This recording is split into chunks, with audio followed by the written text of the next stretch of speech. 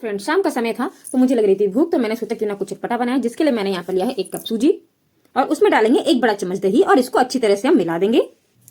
हमें यहाँ पर और कुछ नहीं डालना है, सिर्फ हमें दही और अपनी सूजी को ही अच्छी तरह से मिला देना है।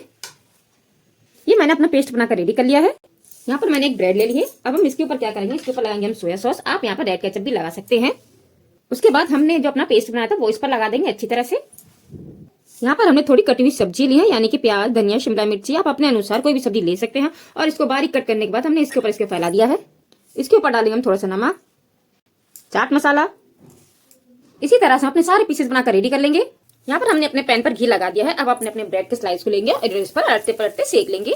हमारे ब्रेड का चटपटा नाश्ता बनकर रेडी हो चुका है। सो फ्रेंड्स, अगर आपको मेरी अच्छी लगी तो वीडियो को लाइक करें, शेयर करें, मेरे चैनल को जरूर सब्सक्राइब कीजिएगा।